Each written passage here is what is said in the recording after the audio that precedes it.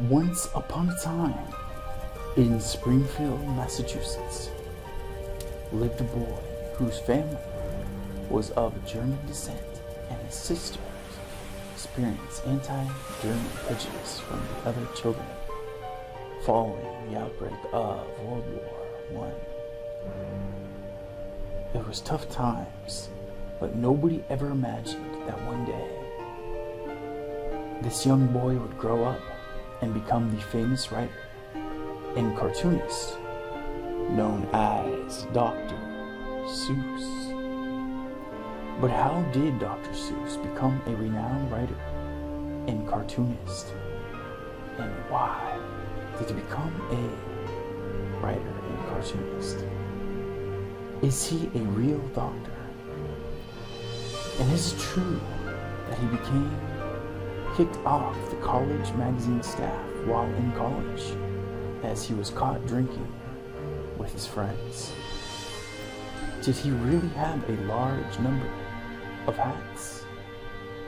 And is it also true that he never had any children of his own? What was Dr. Seuss' life like before fame? It's time for me to answer all these questions and more, since this is ASMR. Aaron, back at it again with another daily video to help you relax. So lay back and enjoy the ride. I hope this read helps you get you through your day, or even better, I hope this video helps you gently fall asleep. I can't wait to get started. This is the tale of Dr. Seuss.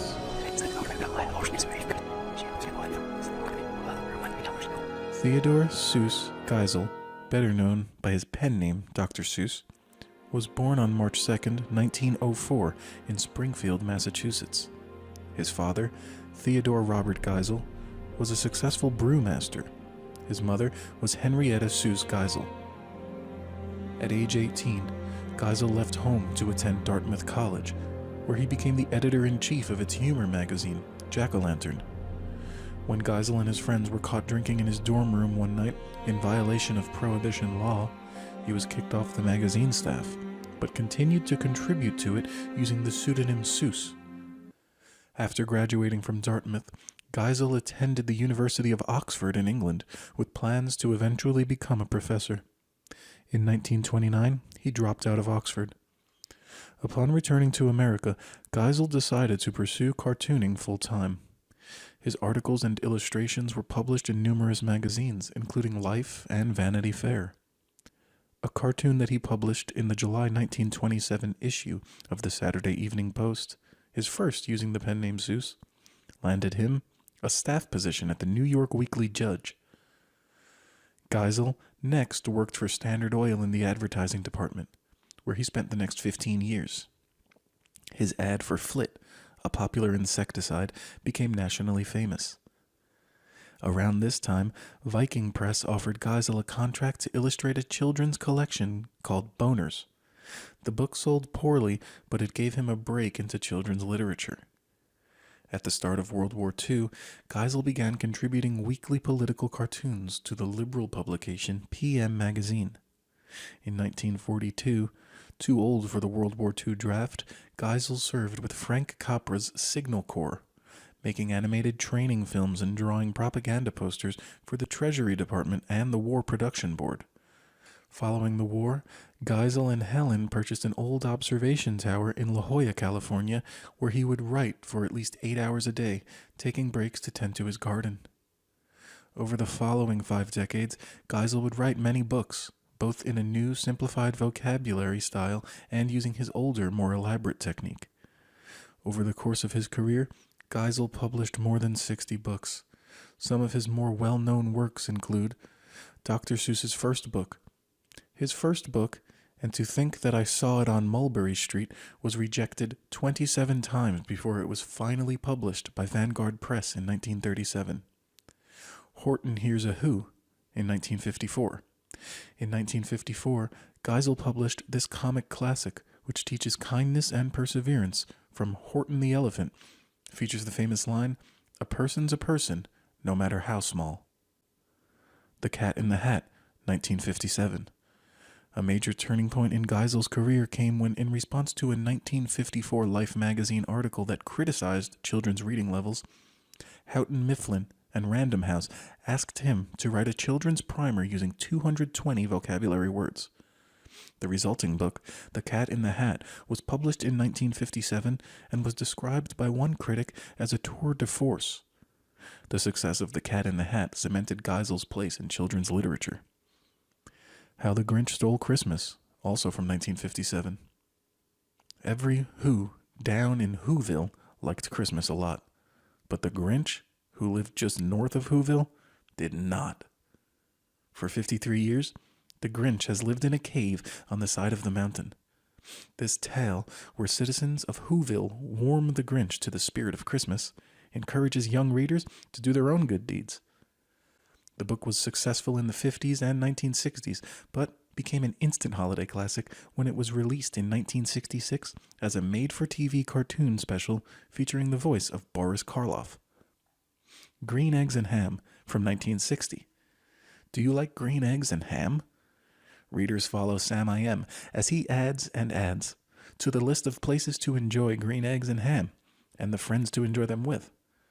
The book is written for early readers with simple words, rhymes, and lots of illustrations. One Fish, Two Fish, Red Fish, Blue Fish, 1960.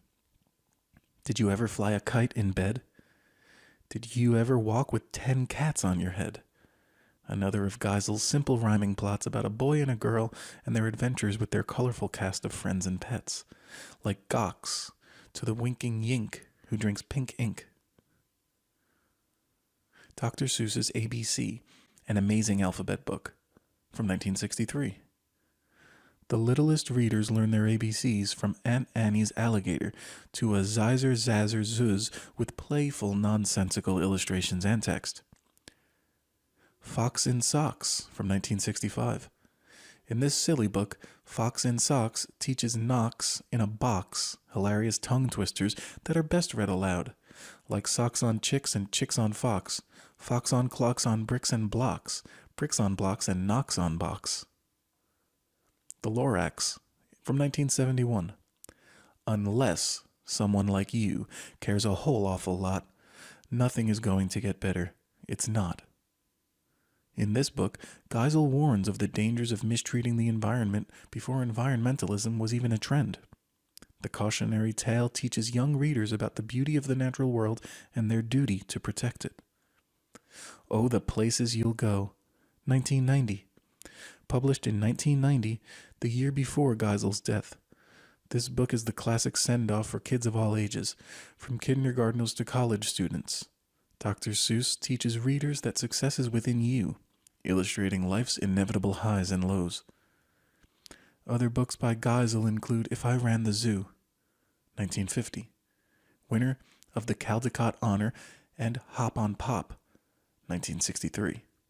Dr. Seuss was also an editor of P.D. Eastman's classic, Are You My Mother?, in 1960, which was part of his beginner book series. Several of Geiser's books have been transformed into full-length feature animated films, both during his lifetime and posthumously. In 1966, with the help of eminent cartoonist Chuck Jones, The Grinch Who Stole Christmas was adapted into an animated film made for TV.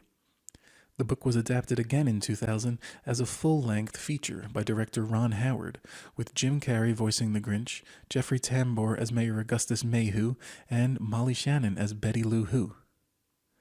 In 2008, Horton Hears a Who was released as an animated feature film starring Jim Carrey as the voice of Horton, Steve Carell as Mayor, Carol Burnett as Kangaroo, and Seth Rogen as Morton. In 2012, the Lorax animated feature film hit theaters, with Danny DeVito as the Lorax, Zac Efron as Ted, Taylor Swift as Audrey, and Betty White as Grammy Norma.